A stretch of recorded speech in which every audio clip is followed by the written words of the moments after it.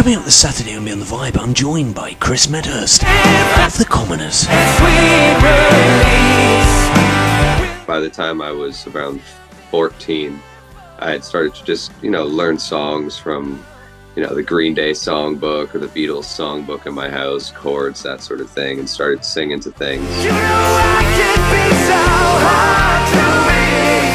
So Devil Tease and Me actually started off as a little bit more of a folky song that I had written way back. In fact, actually, people can look at my Instagram, and I had put like a short clip of me playing what that song had originally sounded like before I'd even ever brought it to the band. And then when it came to the band, we started adding the electric guitars and, changing things in the chorus. And I think that song's a perfect example, actually, of a song that came in fully formed in one way and left the group being a completely different and new thing than it was when it started out, right? And that's one of the exciting things about playing in a group the way that we do is we all leave our egos at the door once it enters that group mentality, and we allow things to change and go through that process. Spoke with Ross last year, and yeah, he was telling me it was a great combo. Oh, that's cool. We got expectations now, though, haven't we? The pressure's on for me now. So I'm here with Chris from The Commoners. Thank you very much for joining me. A thing that I like to do to kind of start things off is, I like to have a look at those kind of early years of a musician. So what was that thing for you that made you go, I want to be a musician, this is what I want to do? And was vocals kind of that first thing for you? It's funny. I grew up in a very artistic household. My uncle's a photographer. My other uncle was a pianist for the Royal Conservatory. My father's a visual artist. And he's a huge music lover. So I was always around listening to the classics, listening to records, all growing up. And when I was about 12, I first started taking guitar lessons. And it started off just regular guitar. And by the time I was around 14, I had started to just, learn songs from, the Green Day songbook or the Beatles songbook in my house, chords, that sort of thing, and started singing to things. And I'd say the first time I probably played music live was when I was 15 on a patio at a beach in Ontario, and played at like an open mic night at a cafe in Sauble Beach, and pretty much kept on doing that up until now. It's been about 15 years now for me, just sort of playing live music, playing guitar and singing. I find, growing up, everybody has that kind of first band that they really connect with. It's almost like their band, or maybe you had a couple. Did you have one in particular for you that you really resonated with? I grew up listening to a lot of like the Beatles, Pink Floyd, Jim Croce, John Denver, Led Zeppelin. My dad always had those like quintessential, like the classic 60s, 70s era rock music and folk music. So I grew up listening to a lot of those things, are like my very, very early music listening memories for sure. I mean, you mentioned there, of course, you were playing out on the patio at like 15, but was there, could you recall that first gig? I find that for a musician, there's usually a bit of a moment. Yeah, that was definitely that moment for me. And I remember it very well. I met some longtime friends and musicians that I'm good buddies with at that show, actually. And it's a very memorable experience for me. I remember it's a small little beach town in northern Ontario. So there was one of my buddies, Connor Gaines, was working at the candy store on the main strip at that time, and I hadn't met him yet. And he was also a guy locally that was playing music around Sauble Beach. And he came near the end of that show when I was playing and asked if he could come up when he was off his shift and play some music with me. And we did that. Mm. And I'm still friends with him to this day, and he's a very talented musician himself. Um, it's it was definitely a very life changing and memorable experience for me, that very first show. Mm. Of course, you have, this new album on the way, Restless, which is coming out on July 5th.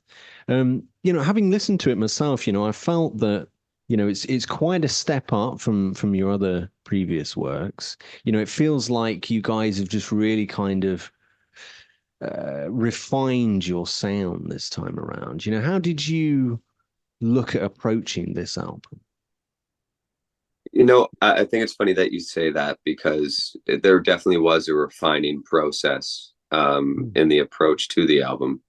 We really looked at the album we made last time, thought about what it was that we hadn't done, and then also analyzed it from a live set perspective, having now had Mm. the opportunity to tour the album, find a better way, on a few tours overseas at different time slots and lengths. We've gotten some time to live with those songs Mm. and play with the arrangements live and sort of see where we wanted to add new things into that set. So I think a combination of looking at it that way did have an influence sonically on what we did on the record. I mean that's an interesting way of looking at it, thinking, what can we do for a live show? Hmm. Like where can we put in things? So, what's that kind of process like? Do you think, like, oh, in our set we could do with a song like this? Was that kind of the thought Yeah, process with that? well, I think it came that way with like the energy. Like we knew going into this Mm. record that we wanted some more mid-tempo songs rather than just ballads, and that we wanted a few, like, foot to the floor, potentially get a speeding ticket if this song comes on the radio kind of songs. Mm. So we went in knowing that we wanted those songs. Um, the way that we approach then what those songs are about and how we write them is obviously very different. But before the songs are even written, we sort of knew the the fact that we wanted to have a few of those things on the album. Mm. Um, of course, it was produced by Ross, who was obviously the guitarist in the band. I imagine that can be quite, a beneficial thing to have that familiar face, having working directly with somebody that's already in the band that kind of gets what you guys are about. What's that dynamic like for you? Because Uh, I it's mean, it's yeah. honestly, it's an excellent dynamic. I mean, I've known Ross since I was about 16 or 17. Shortly Mm. after I'd played that show, I was playing some different shows back in Mississauga, and I won a song performance competition where I got to work with Ross in the studio as a solo musician when he was very early on in his studio years. And so I met him at a very young age, and we remained friends. And eventually, him, myself, Ben, Adam, and Miles have now formed the band that is the Commoners the way it is. So, I have a lot of trust in Ross, and I think he's an excellent producer, and we have great rapport when it comes to crafting the songs and writing the material. And so it's like you said, it's a huge asset to have somebody that is as talented as Ross at what he does, and also is a member of the band and is able to sort of actualize the vision that we all have as a group. Mm. I mean, I imagine that, there's that benefit of because he spent so much time with you, obviously being in the band. You spoke Hmm. earlier about saying, oh, we'd like to kind of have these songs in this set. He's there firsthand experiencing that, which Hmm. is, I imagine, I mean, that's not like a normal thing, is it, for a producer to have that kind of level of experience? He's been there right the way through all of these tours. Oh, absolutely. Yeah. I mean, and like I said, me and Ross have been, Mm, writing and making music together for the better part of a decade. So mm, there's a large rapport there. It's a huge privilege to be able to have somebody like that that is also a member in the band. Hmm. What's that kind of writing process like? Do you go away and write stuff, or is it kind of a whole band kind of collaboration? So it's both. Hmm. I do spend a lot of time writing music, just in general as an individual. Hmm. I sit every week down with my acoustic guitar and I write music just because that's just what I do. Hmm. And our bass player Ben and the drummer Adam, they also are both songwriters that are very proficient. And Ross writes a lot of different things on guitar. So what ends up happening is people will bring in as much to the table as we have. So fully formed songs, partially formed songs. Like I think of songs on this record, like "Who Are You." Ben brought the initial concept for that song with a verse and a chorus, and then I Hmm. finished in the song with everyone present and us, working in the full band. And then there's songs like Restless, which I had largely written individually for the band. And then we brought it together and, you know, everybody has some influences on it and we put together things the way it turned out. So we will write things in from a completely collaborative space at the beginning sometimes, Hmm. and others we will bring songs to the table. But the one thing that's constant is that once it's brought into that group, anything can happen. The songs often dramatically change and go in different directions. So, as a whole, it's a very collaborative group effort. Hmm. Um, my personal favorites off the album are the opener, "Devil Teasing Me" and "See You Again." Um, can you recall, how those songs kind of came about, the meaning behind them? So, Devil Teasing Me actually started off as a little bit more of a folky song Mm. that I had written way back. In fact, actually, people can look at my Instagram, and I had put like a short clip of me playing what that song had originally sounded like before I'd even ever brought it to the band. And Mm. then when it came to the band, we started adding the electric guitars and changing things in the chorus and adding the departure at the end. Then melodic things changed as well with the vocal patterns to fit into that. And I think that song's a perfect example actually of a song that came in fully formed in one way and left the group being a completely different Mm. and new thing than it was when it started out, right?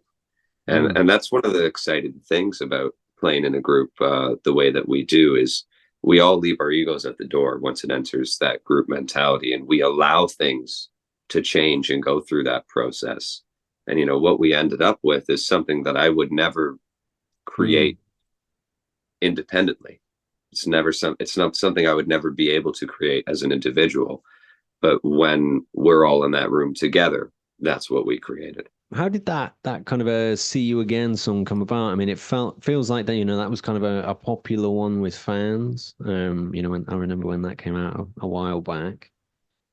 So um when we were on tour in the UK with Troy Redfern, Mm. we had some pretty tragic loss in the band. Our drummer Adam had lost his father, and he had passed away while we were on the road. And when I was writing the words to that song, I was very much thinking of those moments as well as on how it made me reflect on other people that I've lost and people, that we will lose in the future. And it sort of became a tribute to all of Mm. those people in the band, which you can see in the music video, as well as a tribute to anybody listening who's lost somebody in that way. It sort of takes that loss with a sense of acceptance, but also looking back at it fondly. Mm. Um, do you have kind of any personal favorites for you off the album? Maybe something that you enjoy playing live. I mean, obviously we mentioned the sat there. I really like playing "Who Are You" and "The Way I Am" live. They're both Mm. very fun songs to perform. They're both very fun characters to embody as a singer and to perform with. And then, I'm really fond of the song Restless as far as probably my favorite track on the record. I think it really encompasses a lot of the themes that are present in the other songs throughout the record and ties everything together nicely. And it goes through it speaks a lot to all of our experiences in the last few years in the band, going overseas and touring. And that there is a sense of restlessness there. There's always a task to be done, a beast to be fed, a place to go and a new thing to do every day. While also, life back home carries on without you. So there's this sense of love for what you're doing and loss for what you're missing when you're out on the road. And I think just adjusting to that lifestyle, that song really captures those feelings, I think. I mean, I found kind of looking right the way back to kind of near the beginnings of your works. It felt like you were quite a different band compared to where you are now. It feels like you've evolved quite a lot. Like everything, like the sound, the look, everything. What do you feel it is that that has made you kind of who you are today? Because you seem like like you guys know what who you are now. Like this is our sound. This is who we want to be.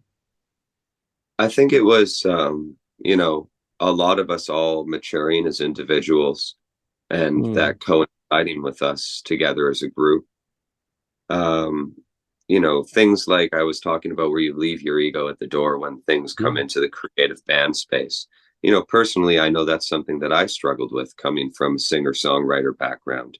I had always had this control of an idea and a vision of where I saw a song going, because that's how I'd always approached things writing. And it took me some time to adjust and to become accepting of just being in this group and letting things happen the way they happen, and then seeing where they go and take me places that I wouldn't go by myself, right? And I think we all sort of went through that individually and together, and it really allowed us to start to look at the band as, what do we want to be?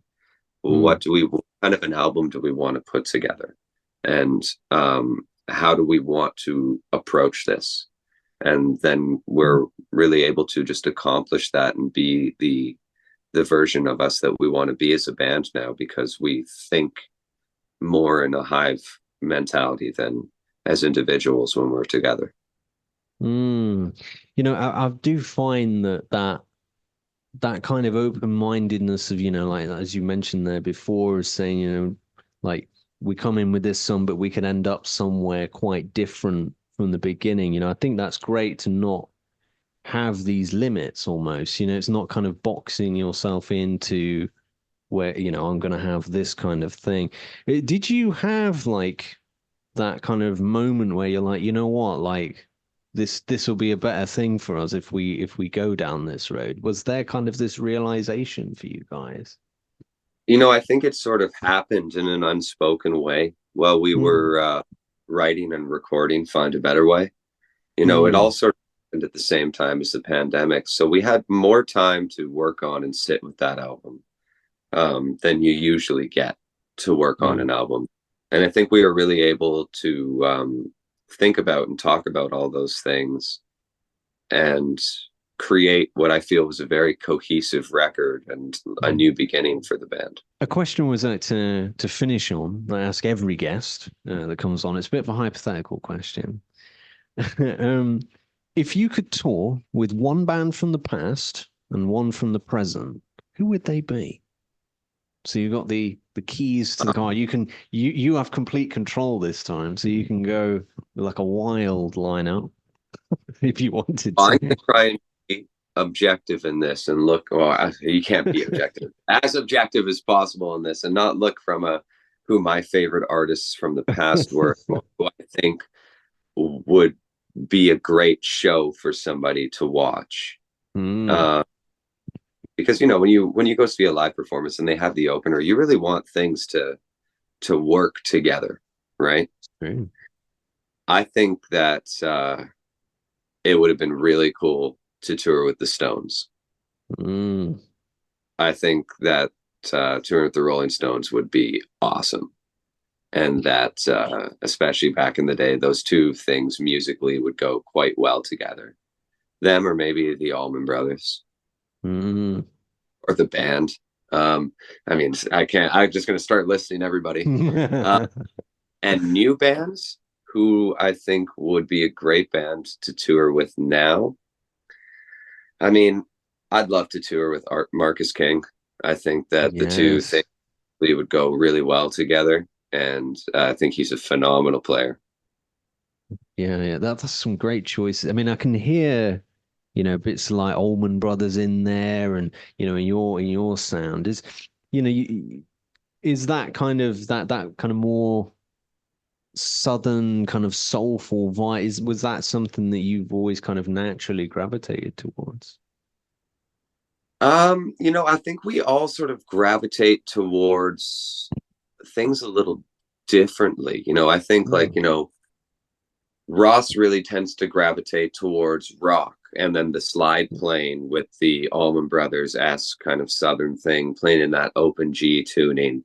And I think Adam is very much a rocker, and he loves that hard rock, and that's where you get that, that drums are just mm, kicking in a lot of our tracks. And Ben and myself listen a lot to melodical things and maybe Motown music and funk. mm, And, one of my favorite singers of all time is Sam Cooke. So I try mm, to bring a lot of very like soulful sort of vocals to things. And I think that when those things all come together, you kind of get this hard rocking, southern, soulful sounding kind of a band, you know? mm. I mean, it's an interesting thing to have that because, having spoke to like, loads of musicians at this point, the common thread that I've noticed is, they all have such a variety in stuff they listen to, like you could have a bit, somebody that's in a hard rock band that listens to jazz. And, do you find that just kind of broadens that horizon, kind of opens your mind to trying something new? Oh, 100%. I mean, I've done my fair share of jazz actually as a guitar Mm, player, very early on, and you learn a lot of things from different genres. I listen to Sam Cooke and I hear the complete control and the beautiful melodic choices that he makes. Um, and you listen to singers like Otis Redding and how raw and how emotive he is. You can listen to even newer people like Marcus King, how he has such a almost a breathy, easy quality to these notes that he's hitting so high. And you can listen to a lot of different genres, and they can teach you different chords and different melodic approaches that you can apply to your own craft. I think as musicians, we almost have a duty to ourselves to try and take in as much as you possibly can from different places, because mm, you really will be able to explore more things in your craft. mm. It was an interesting point. I remember hearing it from, do you know Scott Holiday from Rival Sons? Yeah, Um, absolutely. Yeah, so Yeah. he when I was chatting with him about it, he was saying, the kind of the key that he's found was, you kind of you tr change the recipe, as he said. He was like, if you're kind of pulling things from multiple places, Hmm. it eventually becomes something different, doesn't it? Like if it is something new at that point. Um, Absolutely. well, thank you very much for joining me. It was Of course, for those out there that want to pre-order the new Commoners album, that'll be out on July 5th. And you can grab that via the link in the description below. Um, there's a vinyl for it, isn't there? I believe there's oh yes, usually there will be. we're Well, vinyl people. We we've we spent we we spent like so much vinyl. time back and forth on the vinyl design and the lyrics and Mm. stuff. So there will be vinyl. Absolutely. Well, thank you very much for joining me. And yeah, you've got a tour coming as well, haven't you? With you in the UK, coming over in the Yeah, UK. yeah. We're in at the end of July for about 3 weeks Yes. in the UK, and we've got two shows in June, one in France and one in Saskatchewan. Mm. Have you? Yeah, I mean, obviously you've been to the UK and Europe before. Um, Uh, that is that something that you look forward to? You know, like of tour, course, new places, new horizons, bigger venues. absolutely. I mean, I'm still floored that there's people across an ocean that love what we're doing. And so, Yeah. having the opportunity to go and celebrate that and play for those people and, have our music be enjoyed by people is, that's the dream. That's why we're doing it, right? So Mm. it's always great. And we especially love coming to the UK. We've always had so much fun when we go over there. We just got back from doing some shows in Germany and in the Netherlands at the beginning of May, and that was a great run as well. Playing Moon Blues and Ospel. So it's always exciting. There's lots of stress that goes with being on the road, preparing stuff, showing up at Air Canada with our 15 bags of stuff, including merch, and them looking at us like we're crazy people. But you get through all that part, and then you play the first show, and then you're kind of on a freight train till it stops.